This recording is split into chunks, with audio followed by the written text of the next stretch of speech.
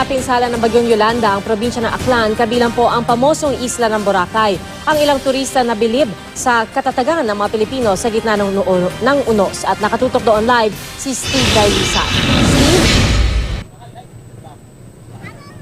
Pia, habang bago tayo sumayimpapawid, kinumpirma sa atin na 7 na ang patay dito naman sa probinsya ng Aklan. Yan ay mula sa ulat ng 6 na munisipalidad na nakapag-report na sa PDRRMC.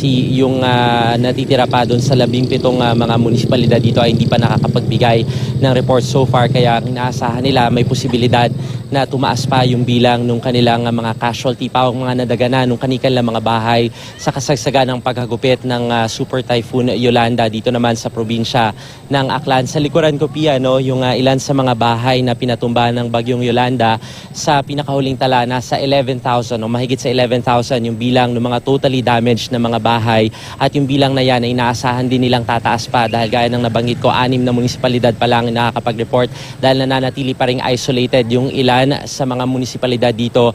Kaya nga patuloy silang kinokontak ng PDRRMC. Bukod dun sa Restorations Road Network at sa linya ng komunikasyon, Pia, inaayos na rin nila yung turismo dito, lalo't yan yung isa sa pinagkukunan nila sa kanilang ekonomiya. At narito yung ginawa nating pagtutok, Pia, sa pagbisita natin sa iba't ibang mga sinalanta na bayan dito naman sa probinsya ng Aklan. Kasama namin bumiyahe kaninang umaga ang ilang turista sa Kalibo.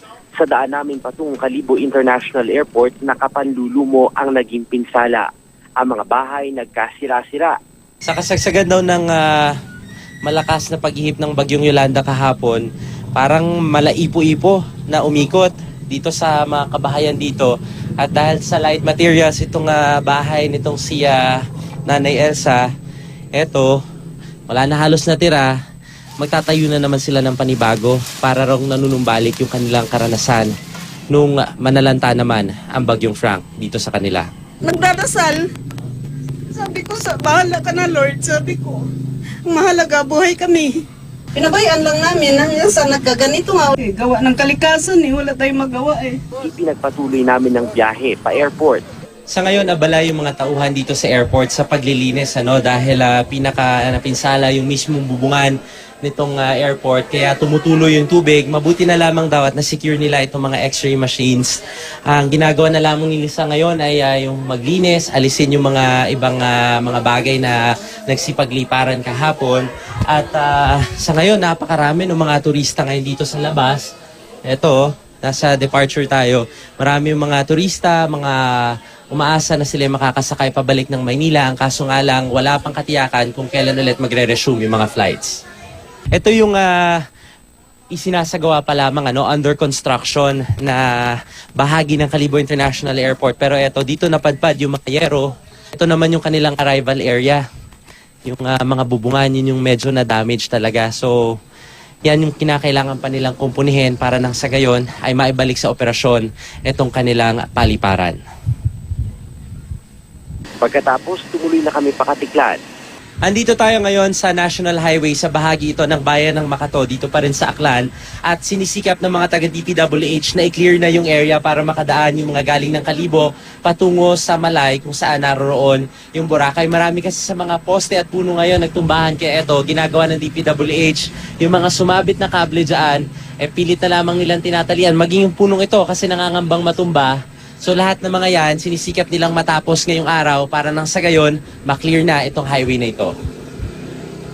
Andito tayo ngayon sa bahagi ng highway dito naman sa bayan ng Ibahay, at hindi pa ito ganong nadadaanan ng mga nagki-clearing operations. Marami sa mga puno yung natumba. We are frankly quite amazed with the ability of the country to get back up and running very quickly. We get a lot of hurricanes in the United States, and we are famous for kind of being responding a little slow, particularly. Binayo rin ng malakas na hangin at ulan ng Rojas City sa Capiz kahapon. Ang isang bahay natanggalan ng bubong.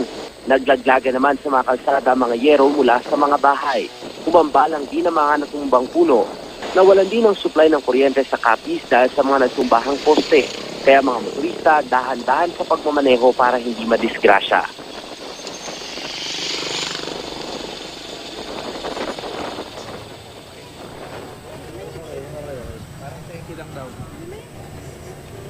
Bukas Pia sa sentro yung gagawing operasyon naman ng PDRRMC sa bayan ng Altabas at Tibacao. Yan kasi yung hardest hit na mga bayan dito naman sa probinsya ng Aklan. Balik sa'yo, Pia.